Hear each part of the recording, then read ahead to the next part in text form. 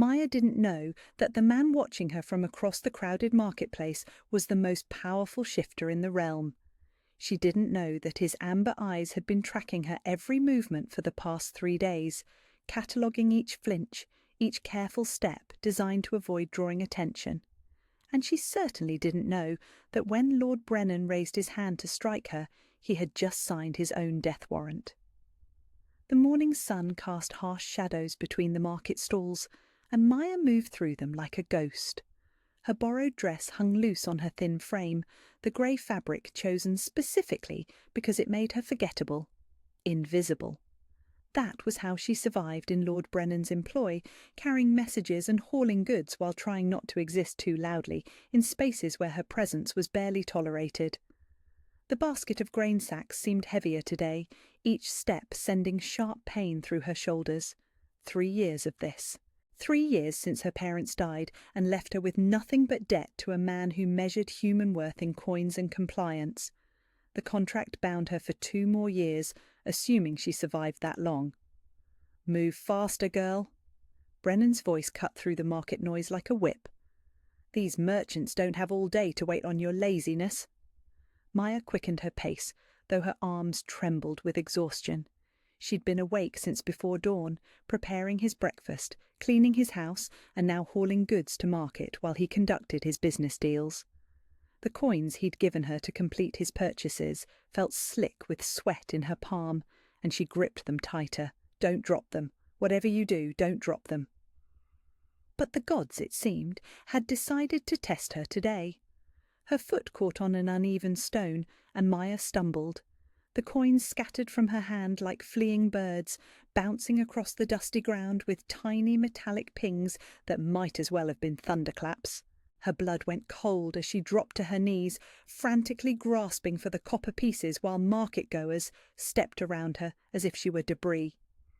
"You worthless creature!" Brennan's shadow fell over her, and Maya's whole body went rigid. She knew that tone. She knew what came next. "I'm sorry, my lord. I'm collecting them now. The back of his hand caught her across the cheek with enough force to send her sprawling. Stars exploded behind her eyes, and the taste of copper flooded her mouth. The marketplace continued its business around them, vendors and customers alike pointedly looking elsewhere. This was nothing new. Lord Brennan's discipline of his servants was his own affair. Maya pressed her palm to her stinging cheek and struggled back to her knees, still reaching for the scattered coins. Her vision blurred, whether from tears or the blow, she couldn't tell. 3 coins. She'd only found 3 coins, and there had been 7. "Look at you!" Brennan sneered, his voice loud enough to draw snickers from nearby stalls. "Crawling in the dirt where you belong. Did you think I wouldn't notice you pocketing my coin? No, my lord, I would never—" Another slap, this one sharp enough to split her lip. "Liar! Thief!" Each word came with a shove, pushing her further into the dust. "I should have known better than to trust a gutter rat with anything of value." Something inside Maya's chest pulled tight, a familiar ache that felt like drowning. This was her life. This would always be her life. 2 more years of this if she lived that long.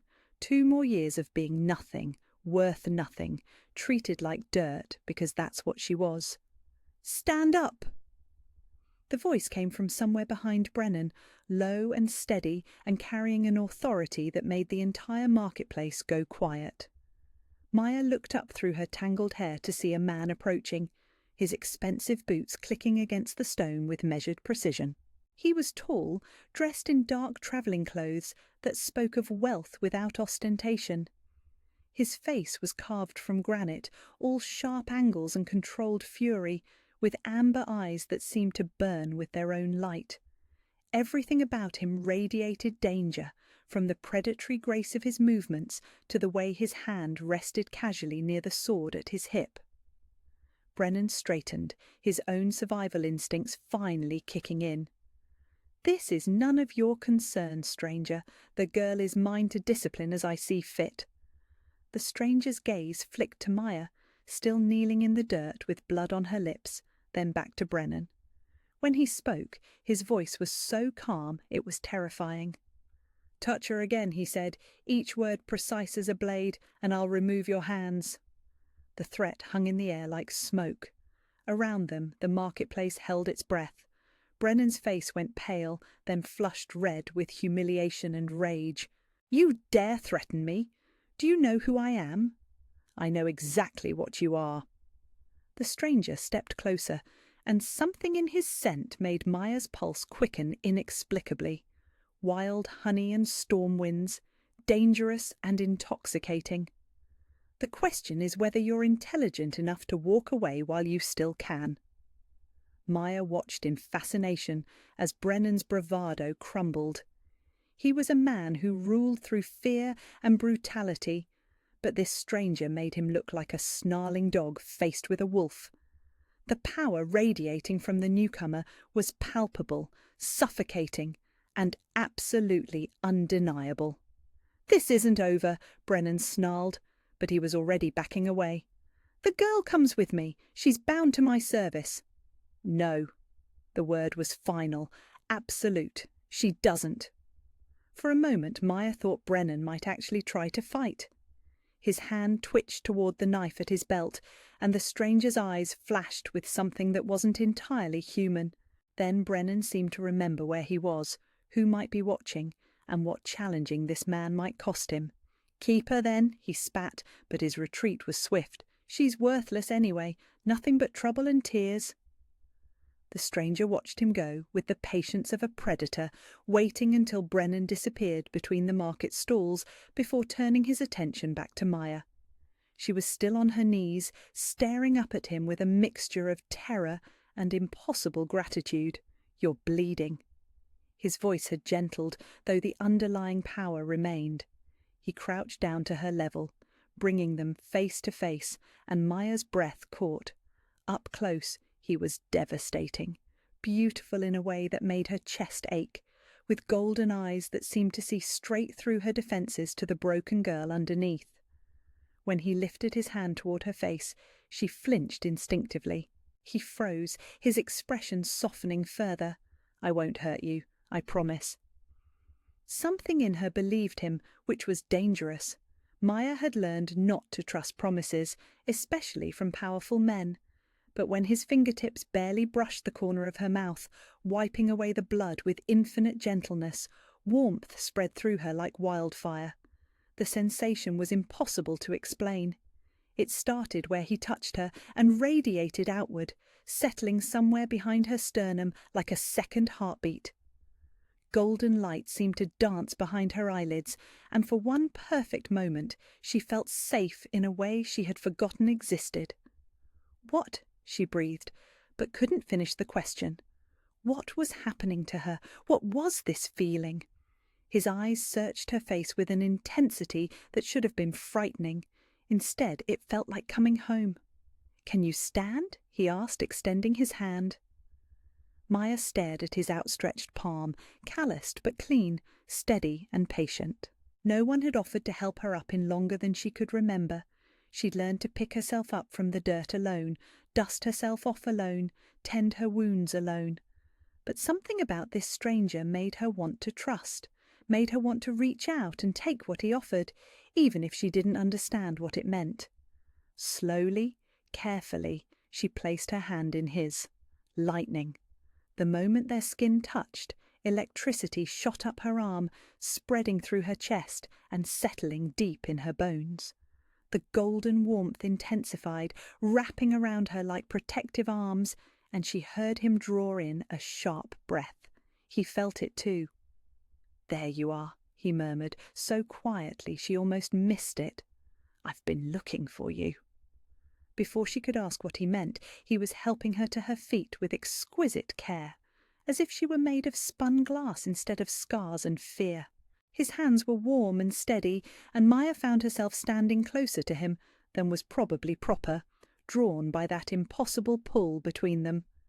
"Thank you," she whispered, though the words felt inadequate. He had saved her from more than just a beating. He had saved her from disappearing entirely.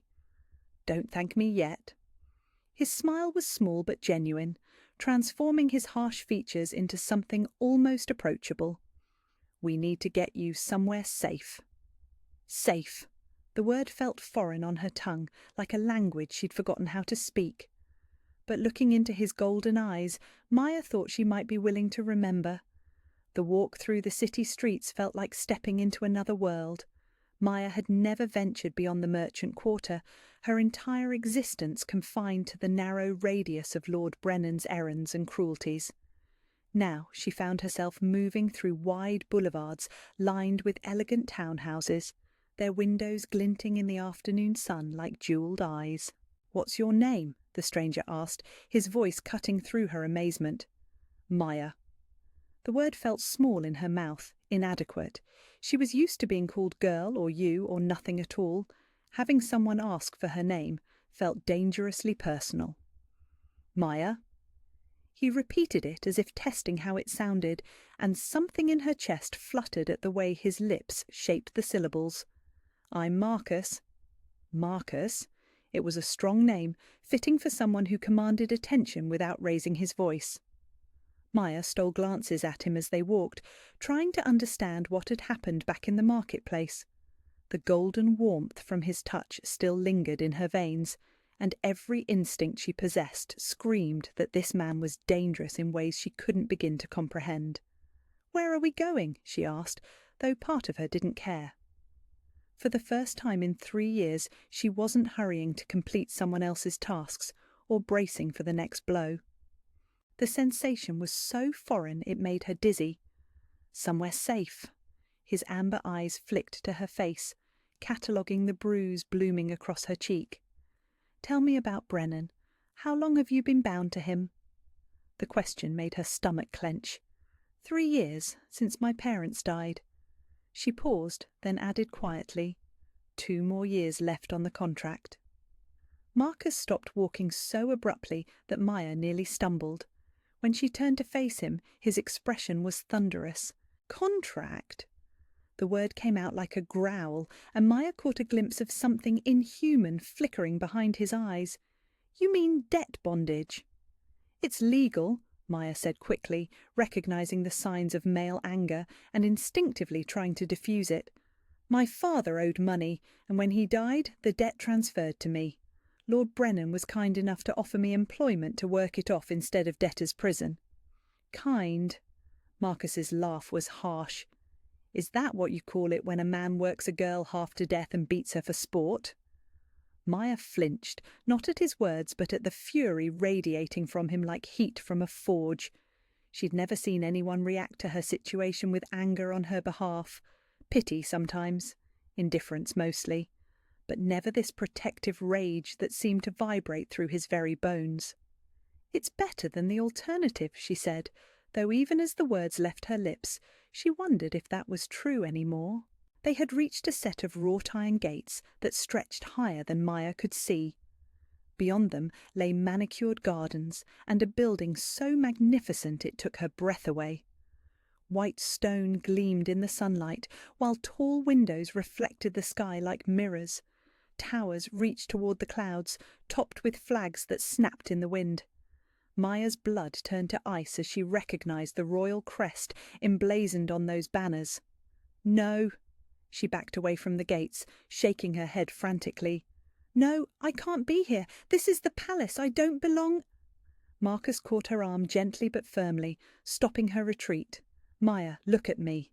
She couldn't, wouldn't. This was impossible. Street orphans didn't walk through palace gates. Servants didn't get rescued by men who could command royal guards with a nod. This had to be some kind of mistake, some cosmic joke that would end with her in chains or worse. Maya?" His voice was soft now, infinitely patient. "Look at me." Against every survival instinct screaming in her head, she raised her eyes to his. The kindness she found there nearly broke her. "My full name," he said carefully, "is Marcus Blackthorne, and I am the Alpha King of this realm." The world tilted sideways. Maya heard the words, understood them individually, but her mind refused to process their meaning. Alpha King, the most powerful shifter alive.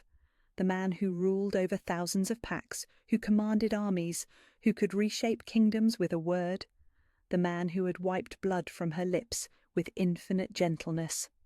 "That's impossible," she whispered. "I wish it were." There was something almost sad in his smile. "Would it be easier if I were just Marcus? A merchant, perhaps, or a minor lord?" "You can't be the Alpha King." Maya's voice rose with panic. "The Alpha King doesn't rescue servants in marketplaces. He doesn't even know people like me exist." "People like you." Marcus stepped closer, and Maya caught that intoxicating scent again, wild honey and storm winds. "Tell me, Maya, what are people like you?" "Nothing?" The word came out broken. "We're nothing, disposable, invisible." "You are many things," Marcus said, his voice dropping to that dangerous calm she'd heard in the marketplace. "But nothing is not one of them." Maya shook her head, tears threatening to spill over. This was all wrong. Kings didn't notice girls like her, didn't save them, didn't look at them like they mattered, and they certainly didn't touch them and create feelings that defied explanation. "The bond you felt," Marcus continued, as if reading her thoughts. "When we touched, you felt it, didn't you?" Heat flooded her cheeks. "I don't know what you're talking about." "The warmth, the pull between us, the sense of rightness, like finding something you didn't even know you'd lost." His eyes searched her face intently. "That was the mate bond, Maya.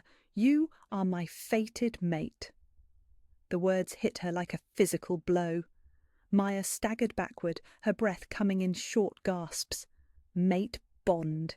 She'd heard stories, whispered tales of supernatural connections between shifters and their perfect matches. But those were fairy tales, meant for people who lived in castles and wore crowns, not for girls who scrubbed floors and dodged blows. "No," she said, then louder. "No, that's not possible. You're the Alpha King. I'm nobody. I clean houses and carry grain sacks and get beaten for dropping coins. Mate bonds don't work like that."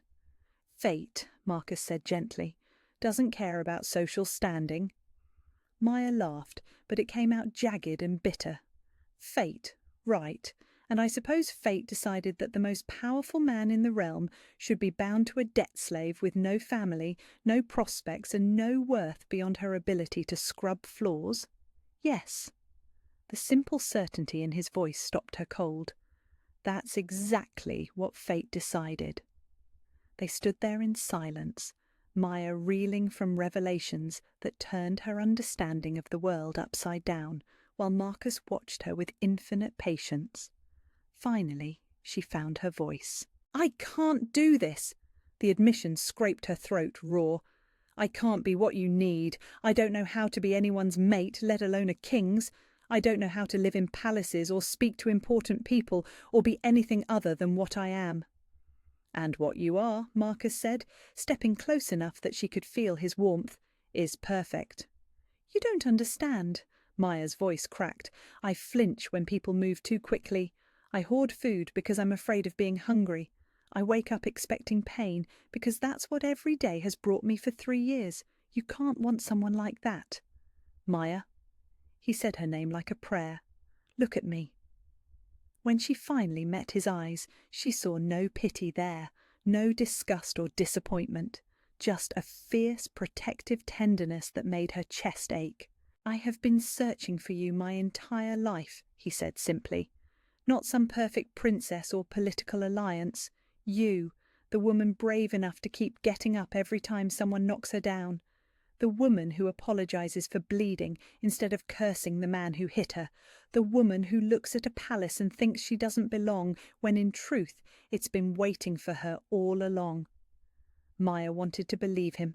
God's help her, she wanted to believe that someone could see worth in her beyond her ability to suffer quietly. But 3 years of conditioning couldn't be erased by pretty words, no matter how sincerely delivered. "What if you're wrong?" she whispered. "What if the bond made a mistake?" Marcus smiled then, and it transformed his entire face from severe authority to devastating warmth. "Then I'll spend however long it takes proving that it didn't." He extended his hand again, just as he had in the marketplace. This time, Maya understood what he was offering. Not just help standing up, but a chance at something she'd never dared dream of. A chance to belong somewhere, to be wanted, not just tolerated, to be safe. "Stay as my guest," Marcus said quietly. "No obligations, no expectations beyond giving yourself time to heal. If you decide you want to leave, I'll help you go anywhere you choose, but please, Maya, let me offer you what you should have had all along." Maya stared at his outstretched hand, her heart hammering against her ribs. Every instinct born of survival screamed at her to run, to find a way back to the familiar misery of her old life rather than risk this impossible dream that would surely turn to nightmare. But the golden warmth pulsing between them whispered a different truth. That maybe, just maybe, she had suffered enough. That maybe she deserved something more than just surviving from one day to the next. That maybe fate really had decided she was worth saving. Slowly, trembling with terror and hope in equal measure, Maya placed her hand in his. The bond flared between them like sunrise, warm and bright and full of promise. Marcus squeezed her fingers gently, anchoring her to this moment, this choice, this first step towards something that might finally feel like home. "There's my brave girl," he murmured, and Maya's heart stuttered at the praise. As the palace gates opened before them, Maya wondered if she was walking towards salvation or simply trading one cage for another. But with Marcus's steady presence beside her and his warm hand enclosing hers, she thought she might be willing to find out. The days that followed were a revelation Maya could never have imagined. She woke each morning in a room larger than Lord Brennan's entire cottage, sunlight streaming through windows that overlooked gardens more beautiful than anything from her childhood dreams. The bed was impossibly soft, draped in silk the colour of morning sky, and for the first 3 days she slept on top of the covers because climbing beneath felt too much like claiming something that couldn't possibly belong to her. The servants treated her with a respect that left her reeling. They called her Miss Maya and waited for her responses instead of simply doing what they thought best. When she tried to make her own bed that first morning, the head housekeeper, Mrs. Adelaide, had gently but firmly taken the sheets from her hands. "That's not necessary, miss. You're His Majesty's guest." Guest. The word felt foreign in her mouth, like speaking a language she'd never learned. Guests were people who mattered, who had choices, who could leave when they wanted. Maya had been many things in her 19 years, but never that. Marcus visited her each afternoon, always knocking and waiting for permission to enter. The courtesy was so unexpected that the first time he did it, Maya stared at the door for a full minute before remembering to respond. No one had ever asked permission to be in her presence before. "How are you settling in?" he asked during his third visit, settling into the chair across from her small sitting area. He was dressed more casually today, without the formal jacket she'd grown accustomed to seeing him wear during their walks through the gardens. "It's overwhelming," Maya admitted, then immediately worried she sounded ungrateful. "Not that I don't appreciate, everything is beautiful, more than I could have ever—" "Maya." His voice was gentle, stopping her spiral of anxious explanations. "You don't need to perform gratitude for me. I asked how you were, not how you think you should be." The distinction shouldn't have mattered, but it did. Maya found herself actually considering the question, instead of scrambling for the response she thought he wanted to hear. "Confused," she said finally. "I keep waiting for someone to tell me this is all a mistake, that I need to go back to scrubbing floors and carrying messages." Marcus leaned forward slightly, his amber eyes intent on her face. "Is that what you want? To go back?" The question hit her like a physical blow. Want. When was the last time anyone had asked her what she wanted? Maya stared down at her hands, noting how the cuts and calluses were already beginning to heal after just days without harsh labour. "I don't know," she whispered. "I don't remember how to want things. It felt dangerous for so long, easier to just survive each day." Something shifted in Marcus's expression. A flash of that protective fury she'd glimpsed in the marketplace, but when he spoke, his voice remained carefully controlled. "Tell me about before me," he said. "Before Brennan, what did you want then?" Maya's throat tightened. No one had asked her about her life before the debt bondage, as if those years had simply ceased to exist the moment she became Brennan's property. "Books," she said, the word barely audible. "My mother taught me to read, and I used to dream about having a whole library, shelves and shelves of stories I could disappear into whenever I wanted." She glanced up at him, expecting to see boredom or dismissal. Instead, his expression had gentled into something that looked almost tender. "What kind of stories?" "Adventure tales, mostly. Stories about brave people who went on quests and discovered they were more than they'd ever imagined." Maya's laugh was bitter. Childish dreams. "Not childish," Marcus said firmly. "Hopeful. There's a difference." He stood then, moving to the bookshelf that lined one wall of her sitting room.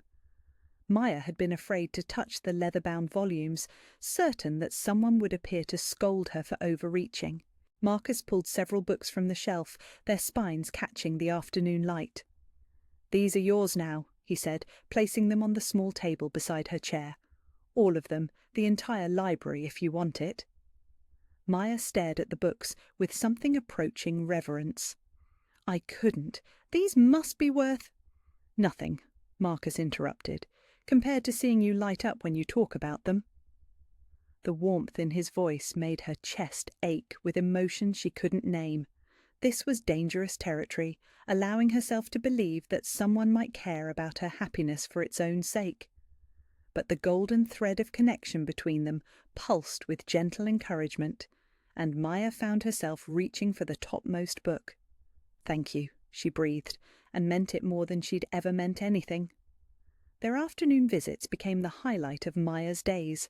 Marcus would arrive after his morning council meetings, sometimes bringing reports to review while she read, other times engaging her in conversations that ranged from books to philosophy to her observations about court life. She discovered that he genuinely valued her opinions, often asking follow-up questions that suggested he was actually listening rather than simply being polite. "The kitchen staff seem unhappy," she mentioned during one of their garden walks, watching a group of servants hurrying past with tight expressions. Marcus paused mid-step. "Unhappy how?" Maya hesitated, uncertain whether she should have spoken up. But his attention was focused entirely on her, encouraging rather than dismissive. "They move like they're afraid," she said carefully. "The way I used to move around Lord Brennan, like they're anticipating punishment for mistakes they haven't made yet." "Show me," Marcus said immediately. For the next hour he allowed Maya to guide him through the servants' areas of the palace, observing interactions she'd noticed during her own tentative explorations. She watched him take mental notes, saw the way his jaw tightened when a cook flinched at his approach, noticed how his questions to the kitchen supervisor grew increasingly pointed. By the end of the week, the kitchen had a new head cook, and the servants moved with considerably more ease. "How did you know to look for that?" Marcus asked during dinner that evening. They'd taken to eating together in her rooms, a compromise between the formal state dining hall that made Maya feel like she was performing in a play and complete isolation. Maya picked at her food, still adjusting to having more on her plate than she could finish.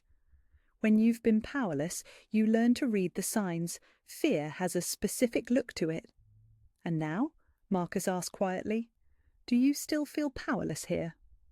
The question caught her off guard. Maya set down her fork, considering.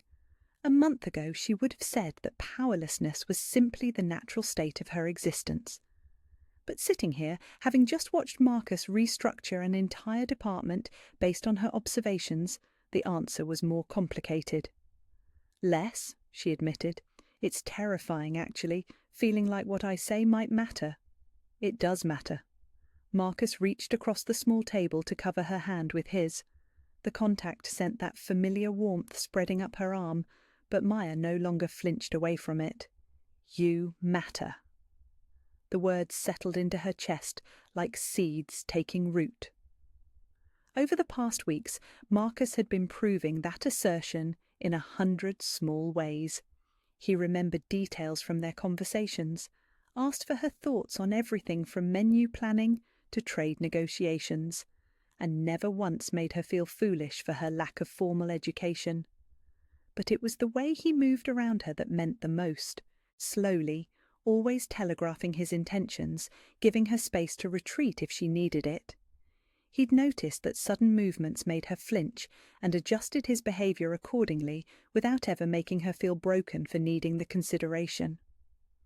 "I had a nightmare last night," Maya said suddenly, the admission slipping out before she could stop it. Marcus's hand tightened gently around hers. "About Brennan. About this." She gestured around the elegant room. About waking up back in that tiny servant's closet and realizing all of this was just a dream, that I was still nothing, still trapped, still... She trailed off, embarrassed by her vulnerability. "Maya." Marcus shifted his chair closer to hers, close enough that she could smell that intoxicating scent of wild honey and storm winds. "Look at me." When she met his eyes, she found them blazing with fierce certainty. "You are not nothing," he said, each word deliberate and clear. "You are not trapped, and you are not going back to that life. Ever." "You can't promise that," Maya whispered, even as part of her desperately wanted to believe him. "I can, and I do." Marcus lifted their joined hands, pressing a soft kiss to her knuckles that sent electricity racing through her entire body. "I would burn the world down before I let anyone hurt you again." The declaration should have frightened her with its intensity. Instead, Maya felt something in her chest unfurl, like a flower turning towards sunlight. For the first time in 3 years, she allowed herself to believe that she might actually be safe. The feeling lasted exactly 3 more days. Maya was in the library, curled up in what had become her favourite reading chair, when Mrs. Adelaide appeared in the doorway with an expression of barely controlled panic. "Miss Maya," the housekeeper said, her voice carefully neutral despite the tension radiating from her entire frame. "His Majesty requests your immediate presence in his study." Something cold settled in Maya's stomach. Marcus never summoned her formally, never sent servants to fetch her like she was being called to account. Their meetings were always arranged with gentle invitations and patient waiting for her comfort level. "Is something wrong?" Maya asked, though she already knew the answer from the way Mrs. Adelaide's hands trembled slightly.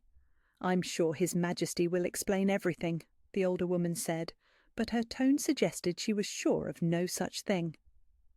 Maya found Marcus standing behind his massive oak desk, his attention focused on a piece of parchment that he held like it might burst into flames. When he looked up at her entrance, his expression was thunderous. "What is it?" Maya asked, moving toward him despite every instinct screaming at her to flee from that level of barely controlled rage. Marcus held out the parchment, and Maya's blood turned to ice as she recognized the official seal at the bottom. Lord Brennan's personal mark, stamped in red wax that looked disturbingly like dried blood. "He's demanding your return," Marcus said, his voice deadly quiet. "Claims that your debt bondage contract is legally binding and that I'm harbouring stolen property." Maya's legs gave out, and she sank into the chair facing his desk without conscious thought. The nightmare was real. The beautiful dream was ending, and she was going back to a life that would be infinitely worse now that she'd tasted something better. "He'll kill me," she whispered, the words falling from her lips like stones. For the humiliation in the marketplace, for disappearing, for making him look weak. "He'll kill me." Marcus moved around the desk with predatory grace, dropping to one knee beside her chair so they were at eye level. When he spoke, his voice carried the absolute authority of someone accustomed to reshaping reality with his will alone. "He will never touch you again," Marcus said, each word a vow carved in granite. "I promise you that." Maya wanted to believe him, but 3 years of conditioning were stronger than 3 weeks of kindness. You can't fight a legal contract. Even kings have laws they must follow. Marcus's smile was sharp as a blade and twice as dangerous. "Then perhaps," he said, golden eyes beginning to glow with inhuman light. It's time Lord Brennan learned that some laws are more absolute than others. 2 days later, Lord Brennan arrived at the palace gates with an entourage that reeked of desperation disguised as authority. Maya watched from her window as the procession approached, her hands pressed against the glass hard enough to leave fingerprints. Brennan rode at the front of the group, his face flushed with the righteous indignation of a man who believed himself wronged.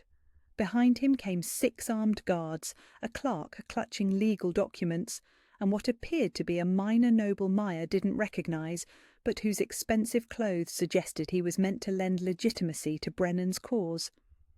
"You don't have to be there," Marcus had told her that morning, his hands gentle on her shoulders as she trembled through another nightmare-fueled panic attack. "I can handle this without you witnessing it." But Maya had refused to hide. 3 years of cowering and flinching had taught her that ignoring a threat didn't make it disappear. If Brennan was going to try to drag her back to hell, she wanted to see his face when he failed, or when he succeeded. The throne room had been arranged for formal court, with nobles and officials filling the gallery seats to witness what promised to be an interesting legal challenge to royal authority. Maya stood at Marcus's right side, wearing a gown of deep blue silk that marked her clearly as someone under royal protection.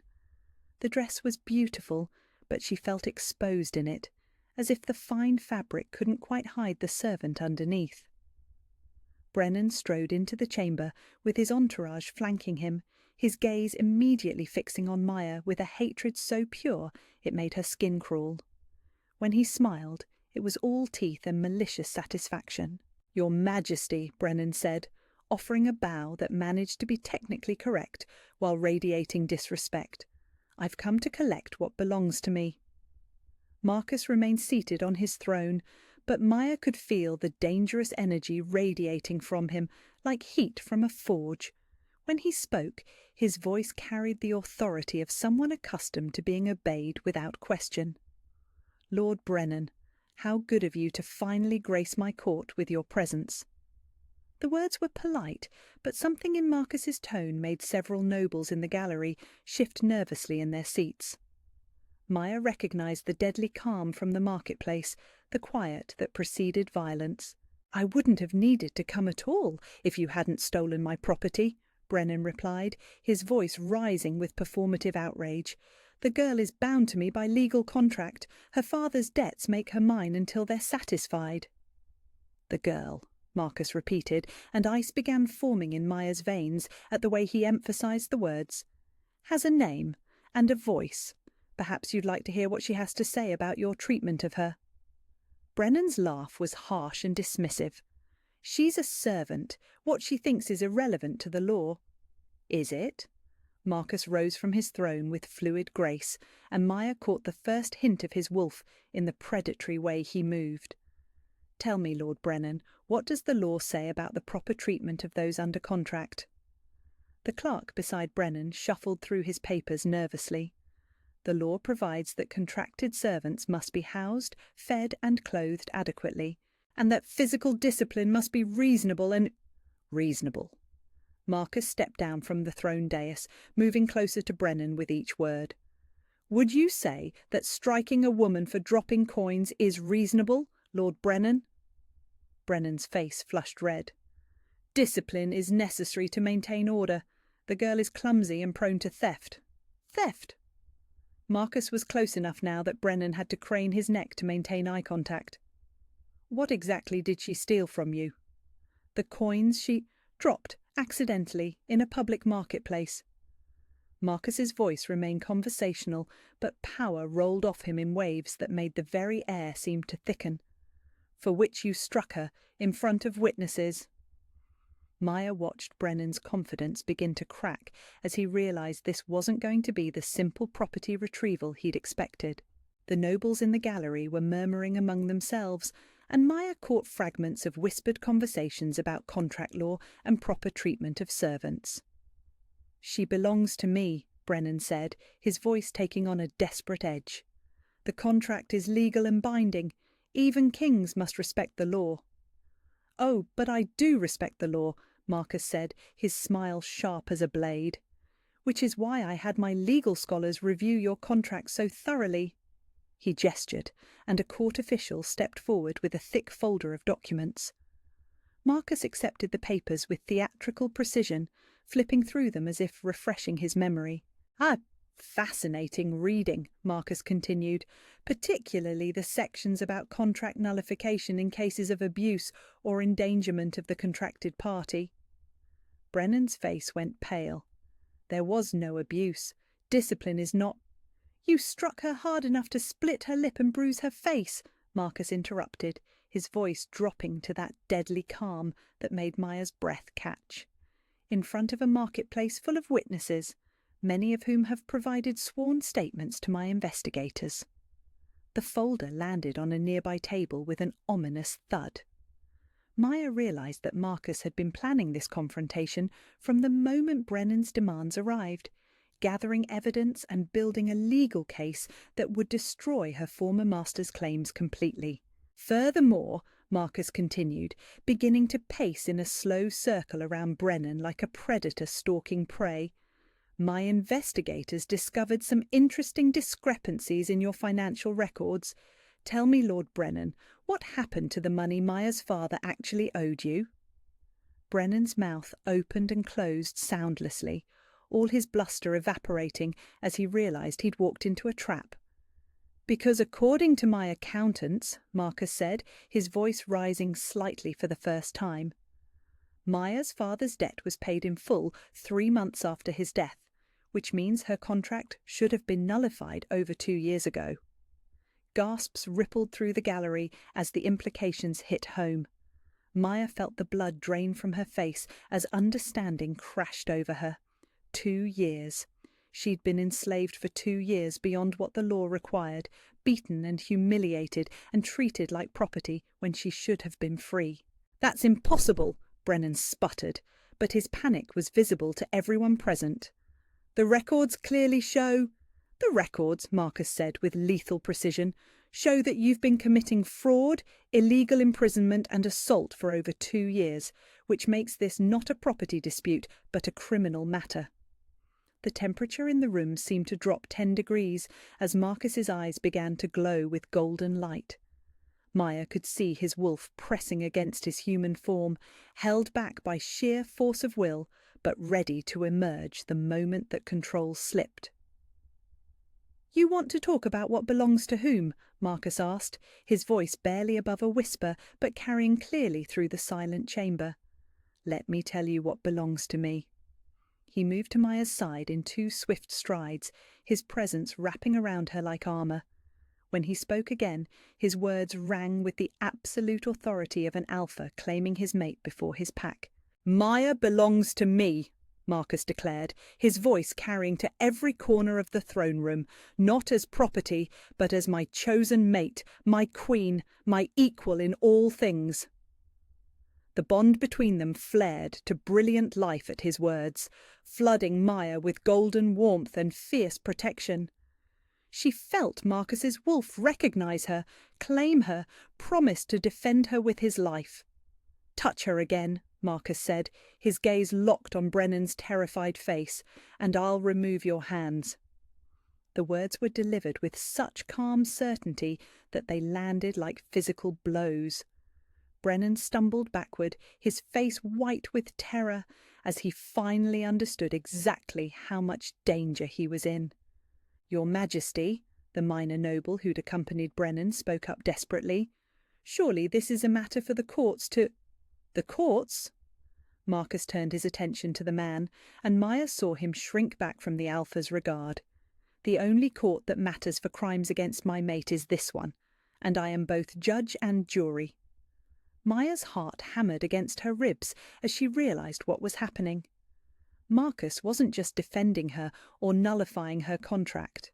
He was publicly claiming her as his mate before the most powerful nobles in the kingdom, making their bond a matter of royal record that no one would dare challenge. "I won't be intimidated by threats," Brennan said, but his voice shook with fear. "The law clearly states—" "The law!" Marcus interrupted, his control finally snapping just enough to let a growl creep into his voice. "States that anyone who harms the Alpha King's mate commits an act of treason punishable by death." The words echoed through the chamber like a death knell.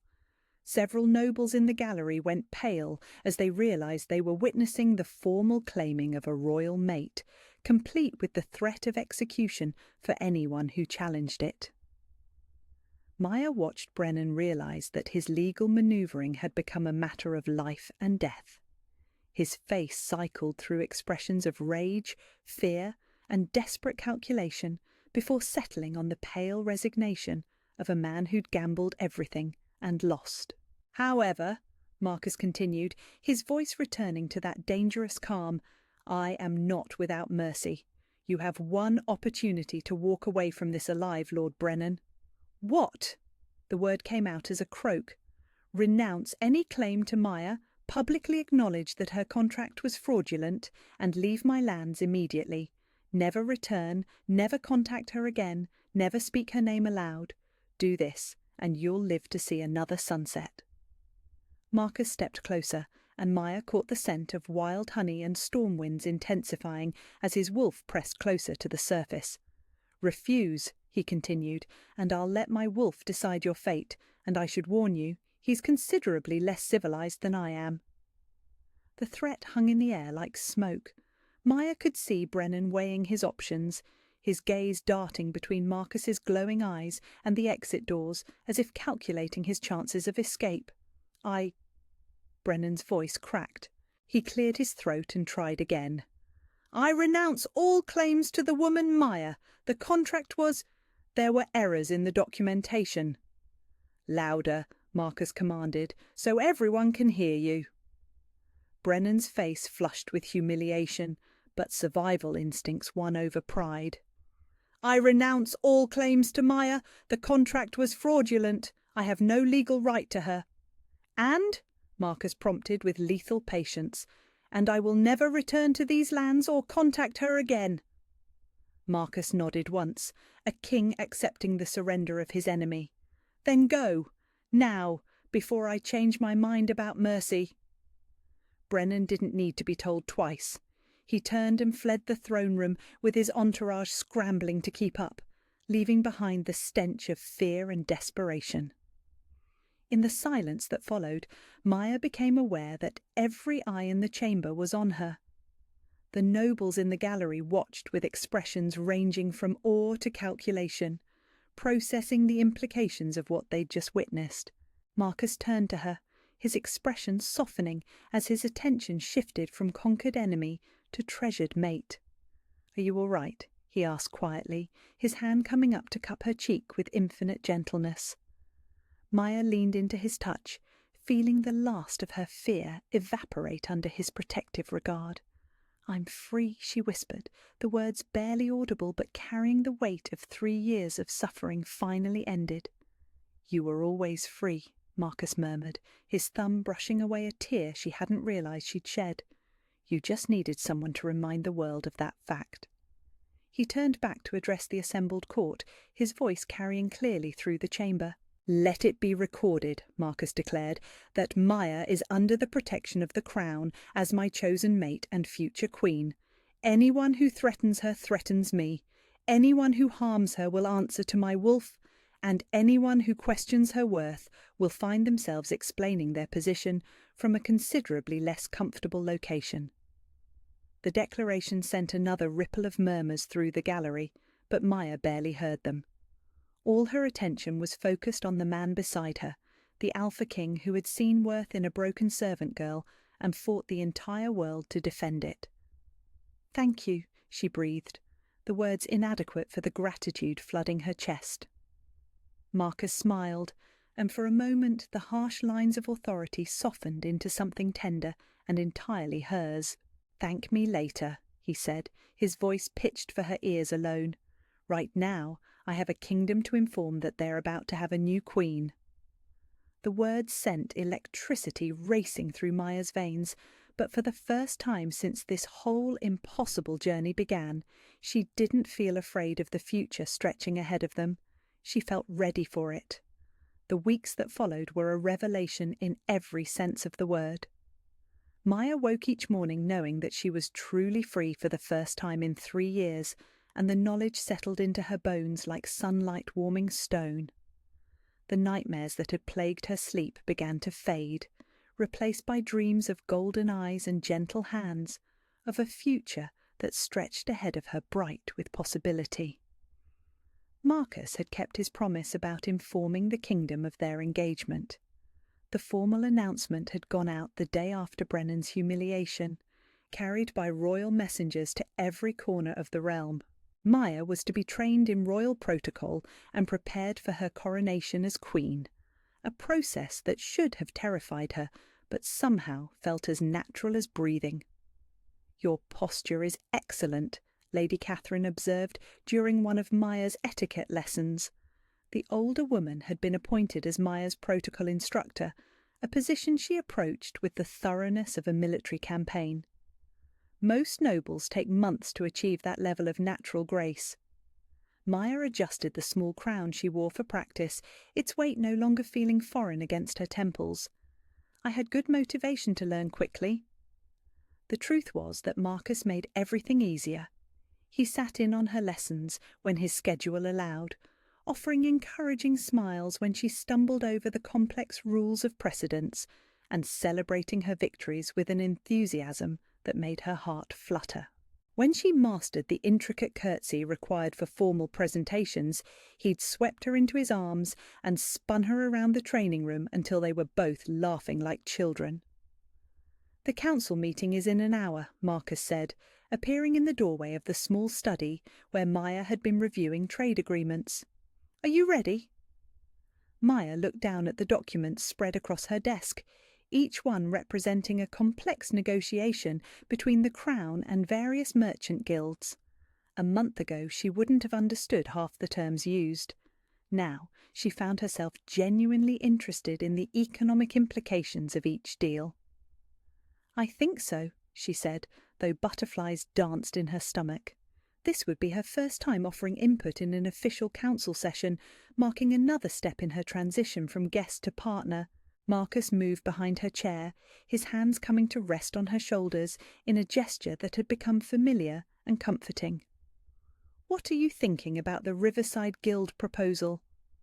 Maya leaned back against his warmth, still amazed by how safe she felt with his touch. "They're asking for a significant reduction in tariffs, but they're not offering anything concrete in return. I think they're testing to see if the new queen will be easier to negotiate with than you are." "And what do you recommend?" "Counter with a proposal that links tariff reductions to measurable increases in local employment," Maya said, her confidence growing as she spoke. "If they want financial benefits, they should demonstrate that they're benefiting the kingdom's people, not just their own profits." Marcus's hands tightened slightly on her shoulders, and when she tilted her head back to look at him, his expression was fierce with pride. "Brilliant," he murmured, leaning down to press a soft kiss to her temple. "The council is going to be impressed." The council meeting went better than Maya had dared hope. The assembled lords and advisers listened respectfully as she presented her analysis of the trade proposals, asking thoughtful questions that suggested they valued her insights rather than merely tolerating her presence. By the time the session ended, Maya felt like she'd taken another crucial step toward earning her place as Marcus's partner, rather than just his mate. "Well done," Councillor Harrison said as they filed out of the chamber. "Your economic analysis was particularly astute. Where did you study?" Maya felt heat rise in her cheeks. "I didn't, my lord. I learned by reading and observation." Harrison's eyebrows rose. "Self-taught? Impressive. You have a natural aptitude for policy work." As the councillor walked away, Maya felt a hand slip into hers. Marcus squeezed her fingers gently, his thumb brushing across her knuckles in a gesture that had become their private signal of support and affection. "How do you feel?" he asked as they walked toward their private dining room for lunch. "Like I might actually be able to do this," Maya admitted, then immediately worried she sounded presumptuous. "I mean, I know I have so much more to learn, and I don't want to overstep." "Maya, Marcus stopped walking and turned to face her fully. You were born for this, not because of the mate bond, not because fate decided it, but because you have the intelligence, compassion and strength to be an exceptional queen. The words hit her like a physical blow, but instead of pain, they brought overwhelming warmth. For 3 years, she'd been told she was worthless, good for nothing but menial labour and enduring punishment. Hearing Marcus speak of her potential with such conviction felt like discovering she could fly. Their evening routine had evolved into something Maya treasured above all else. After the formal business of the day concluded, they would meet in Marcus's private study, sharing dinner while discussing everything from kingdom politics to philosophy to the books Maya was working through from his extensive library. I've been thinking about the eastern border situation, Maya said over dessert one evening, twirling her fork through a piece of chocolate cake that was sinfully rich. Marcus looked up from his own plate, attention immediately focused on her words. What about it? The reports suggest the tensions are economic rather than territorial, Maya continued, organising her thoughts. The eastern provinces feel neglected because most trade benefits flow to the capital. What if we established a regional trade hub? Give them a reason to see the kingdom's prosperity as their prosperity. Marcus set down his fork entirely, his amber eyes intense with the same expression he wore during important council deliberations. That's actually brilliant. The Eastern Lords have been demanding military intervention, but you're right, this is about economics, not conquest. You could propose it at next week's council meeting, Maya suggested, then immediately second-guessed herself. Unless you think it's too presumptuous for me to suggest policy changes when I've only been here a few weeks. Maya. Marcus reached across the small table to take her hand. Stop apologising for being intelligent. Your fresh perspective is exactly what this kingdom needs. You see solutions that people who've been doing this for decades miss because you're not trapped by assumptions about how things should work. The praise made her chest warm with something that felt suspiciously like pride. Maya was still learning to accept compliments without immediately deflecting them, but Marcus's patient persistence was slowly wearing down her defences. "I love you," she said suddenly, the words slipping out before she could second-guess them. Marcus went very still, his grip on her hand tightening slightly. They'd been dancing around the sentiment for weeks, the emotion growing stronger with each shared conversation and gentle touch, but this was the first time either of them had spoken it aloud. "Say it again," Marcus said, his voice rough with emotion. Maya's heart hammered against her ribs, but she met his gaze steadily. "I love you, Marcus, not because of the mate bond, not because you rescued me, but because you're patient and kind, and you make me want to be brave." Marcus was out of his chair and pulling her into his arms before she could draw another breath. His kiss was fierce and tender all at once, pouring months of restrained emotion into the connection between them. Maya melted against him, her hands fisting in his shirt as she kissed him back with all the love she'd been afraid to name. When they finally broke apart, both breathing heavily, Marcus rested his forehead against hers. "I love you too," he whispered, the words a vow against her lips.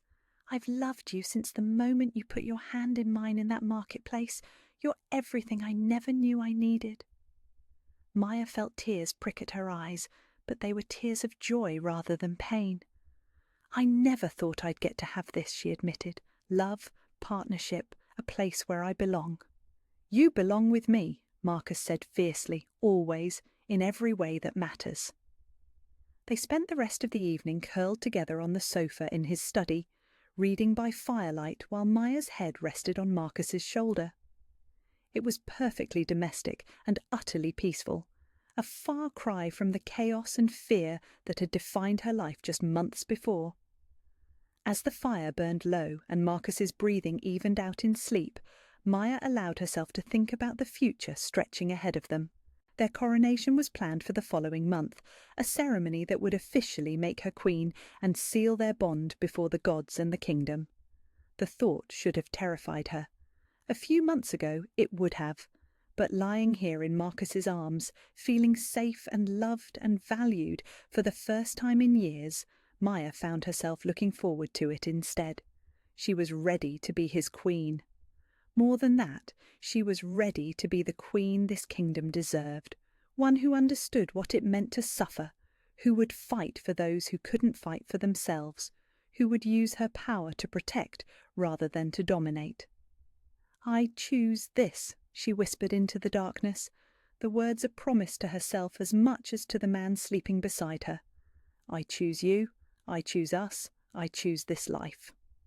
The mate bond pulsed with golden warmth at her words, as if the universe itself was acknowledging her decision. Maya smiled and settled deeper into Marcus's embrace, finally allowing herself to believe that the nightmare was truly over. The dream, it seemed, was just beginning. The morning of the coronation dawned clear and bright, sunlight streaming through the tall windows of Maya's chambers like golden silk. She stood before the mirror while Mrs. Adelaide and 2 other ladies' maids worked around her, transforming her from Maya the former servant into Maya the queen-to-be. The gown was a masterpiece of ivory silk and gold embroidery, its intricate beadwork catching the light with every breath she took. The neckline was elegant without being revealing, the sleeves fitted to emphasize her slender arms, and the train long enough to command respect without being ostentatious. Looking at herself, Maya could barely recognize the broken girl who had been beaten in a marketplace 6 months ago. "You look radiant, Your Majesty," Mrs. Adelaide said, her voice thick with emotion. The older woman had become something of a surrogate mother to Maya during her transition from guest to queen, offering guidance and support with unwavering loyalty. "I don't feel like a Your Majesty," Maya admitted, though her voice was steady. The nervous flutter in her stomach had been replaced by something calmer, more purposeful. Today wasn't about becoming someone different. It was about officially claiming the person she'd already grown into. A soft knock at the door interrupted her thoughts. At Mrs. Adelaide's invitation, Marcus stepped into the chamber, resplendent in formal royal attire that emphasized his natural authority. His amber eyes found hers in the mirror, and the warmth she saw there made her heart skip. "A moment alone with my bride, if you please," Marcus said to the attendants, though his gaze never left Maya's face. Mrs. Adelaide and the maids curtsied and filed out, leaving them in perfect privacy. Marcus approached slowly, his movements careful not to disturb the perfection of her appearance, but his hands were gentle as they came to rest on her shoulders. "How are you feeling?" he asked, his voice soft with understanding. He knew better than anyone how overwhelming this transformation had been. Maya leaned back against his chest, drawing strength from his solid presence. "Ready," she said, and was surprised to find she meant it. "For the first time since this all began, I feel truly ready. Any regrets?" The question was asked lightly, but Maya heard the deeper concern underneath. Even now, Marcus was prepared to call off the entire ceremony if she had doubts. Maya turned in his arms, her hands coming up to rest against his chest. The mate bond hummed between them, warm and constant as a second heartbeat. Only one," she said, and watched his expression tighten with worry. "I wish my parents could see this. They would have been so proud." Marcus's face softened with relief and tenderness. "They can see it," he said with quiet conviction. "And they are proud. How could they not be? Look what their daughter became." Maya felt tears prick at her eyes, but blinked them back. Mrs. Adelaide would never forgive her for ruining her cosmetics work. Instead, she rose on her toes and pressed a soft kiss to Marcus's lips, pouring all her love and gratitude into the brief contact. "Thank you," she whispered against his mouth, "for everything, for seeing me, for saving me, for believing I could be more than I ever imagined." "Thank you," Marcus replied, "for being brave enough to let me." The cathedral was a vision of splendour that took Maya's breath away. Hundreds of nobles filled the pews, their finest clothes creating a rainbow of silk and jewels that caught the light streaming through stained glass windows. Representatives from allied kingdoms had come to witness the coronation, their presence a testament to the political importance of this union. But as Maya walked down the long aisle, her hand resting on Marcus's arm, she barely noticed the crowd. Her attention was fixed on the altar ahead, where the ancient crown of queens waited to claim its new bearer.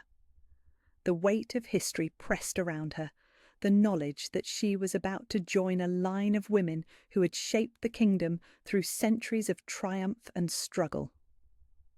"Breathe," Marcus murmured beside her, and Maya realized she'd been holding her breath. She let it out slowly, her nerves settling as they reached the steps of the altar. The high priest's voice resonated through the cathedral as he began the ancient ceremony, his words carrying the weight of tradition and divine blessing. Maya responded to each ritual query with growing confidence, her voice clear and strong as she swore the oaths that would bind her to crown and kingdom. "Do you, Maya, swear to rule with wisdom and compassion, to protect the innocent and defend the realm against all threats, to serve the people above yourself for as long as you draw breath?" "I do so swear," Maya replied, the words carrying across the silent cathedral like a bell. The crown was heavier than she'd expected when the high priest placed it on her head, but the weight felt right somehow, like coming home after a long journey. As the assembled nobles rose to their feet in acknowledgement of their new queen, Maya felt the final pieces of her transformation click into place. She was no longer Maya the servant, Maya the victim, Maya the girl who apologized for existing. She was Queen Maya, protector of the realm, partner to the Alpha King, and ruler in her own right. The ceremony continued with Marcus's renewal of his own vows, followed by their exchange of rings that would mark them as bonded mates before gods and kingdom alike. When the high priest pronounced them husband and wife, king and queen, the cathedral erupted in cheers that seemed to shake the very stones. But it was Marcus's kiss that sealed the transformation completely. Gentle and fierce, reverent and possessive, it spoke of a love that had conquered every obstacle placed in their path. The mate bond flared between them like starfire, visible even to those without supernatural senses, and Maya heard gasps of awe ripple through the crowd. The celebration feast that followed was a blur of congratulations and political conversations, but Maya found herself genuinely enjoying the evening. The skills she'd learned over the past months served her well as she navigated discussions with foreign dignitaries and domestic nobles alike, her natural intelligence and hard-won wisdom earning respect from even the most sceptical observers. "The new queen is impressive," she overheard one elderly lord telling another. "Intelligent, gracious, and clearly devoted to the kingdom's welfare. His Majesty chose well."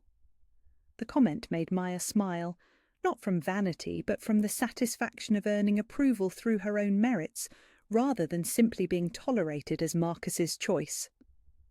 As the evening wound down and the last guest departed, Maya found herself alone with Marcus in their private chambers. The crown had been carefully stored away, the elaborate gown replaced with a simple silk nightrobe, but the sense of transformation remained. "Any second thoughts about marrying a former servant?" Maya asked, settling beside Marcus on the couch that faced their fireplace. The question was teasing, but underneath lay the vulnerability that would probably always be part of her, the girl who had been told she was worthless for so long. Marcus pulled her against his side, his arms wrapping around her with the possessive tenderness that never failed to make her feel cherished. "My only regret," he said seriously, "is that I didn't find you sooner. Think of all the years we could have had together." Maya tilted her head to look at him, seeing the fierce sincerity in his amber eyes. "I wasn't ready sooner," she said with quiet honesty. "I needed to learn how to be strong, how to value myself, how to be someone worthy of this kind of love. If you'd found me 5 years ago, I would have run." "And I would have followed," Marcus replied immediately. "However long it took, however far you went, I would have followed until you were ready to let me catch you."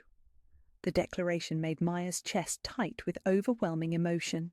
She leaned up to kiss him, slow and deep, pouring 6 months of gratitude and a lifetime of love into the contact. When they finally broke apart, Marcus rested his forehead against hers, both of them breathing heavily. "I love you, Queen Maya," he whispered, the title a caress on his lips.